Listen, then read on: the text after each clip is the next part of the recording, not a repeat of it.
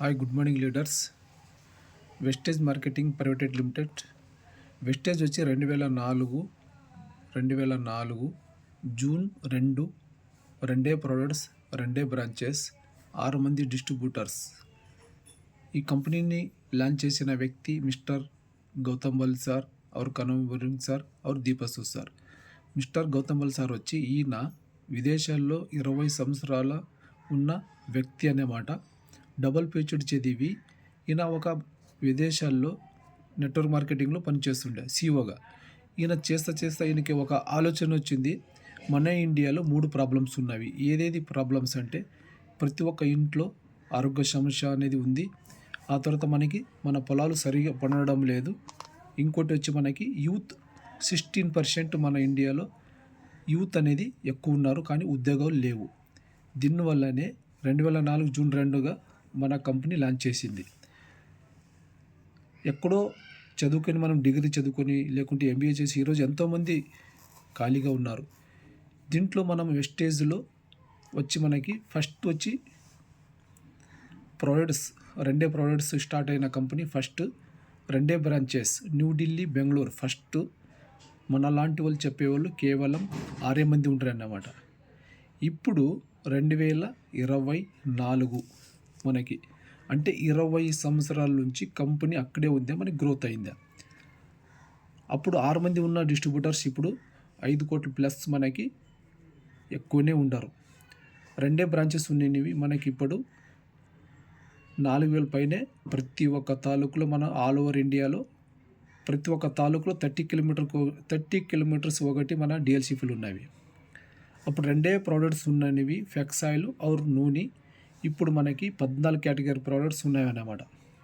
Health care, oral care, agricultural, personal care, cosmetic 14 category products ఉన్నాయి మనకి. కానీ ఇక్కడ వెస్టేజ్లో తీసుకుంటే మనకి ఏది బెనిఫిట్, ఇక్కడ వచ్చి మనకి ప్యూర్ న్యాచురల్ ప్రోడక్ట్స్. కానీ అదే ఒక బయట మార్కెట్లో మనం ఏదన్నా ఒక ప్రోడక్ట్ తీసుకుంటే వాళ్ళు మనకి ఎంఆర్పి ఇస్తారా, డిపి ఇస్తారా? ఎంఆర్పినే మనకి బయట ఇస్తారు. కానీ ఇక్కడ మనము ఫ్యాక్టరీలో వచ్చి మనకి 4 రూపాయల తయారైన వస్తువుని మనకి ఏం చేస్తున్నారు, 100 రూపాయలకి ఎంఆర్పి అమ్ముతున్నారు వీళ్ళు. ఫస్ట్ పోయి మనం ఎక్కడ తీసుకుంటాము, ఒక రిటైల్ షాప్లో తీసుకుంటాం. ఈ రిటైల్ షాప్ అయినా ఎక్కడ తెచ్చుకుంటాడు, ఒక హోల్సేల్ అంగడిలో తెచ్చుకుంటాడు. ఈ హోల్సేల్ అయినా ఎక్కడ తెచ్చుకుంటాడు, ఒక డిస్ట్రిబ్యూటర్ కాడ తెచ్చుకుంటాడు. ఈ డిస్ట్రిబ్యూటర్ ఎక్కడ తెచ్చుకుంటాడంటే ఒక సిఎఫ్ ఏజెంట్ అని ఫ్యాక్టరీ నుంచి తెచ్చుకుంటారు అన్నమాట. వీళ్ళు ఇక్కడ ఏం పని చేస్తున్నారంటే వీళ్ళు చేతులు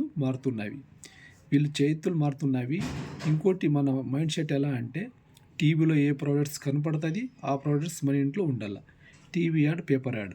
కానీ వీళ్ళు ఇక్కడ 40 రూపాయల తయారైన వస్తువుని ఇక్కడ 100 రూపాయలు అమ్ముతున్నారంటే వీళ్ళు ఏం చేస్తున్నారంటే ఈ 60 రూపాయలు తీసుకొని కస్టమర్ 60 రూపాయలు తీసుకొని వీళ్ళు బాగుపడుతున్నారు.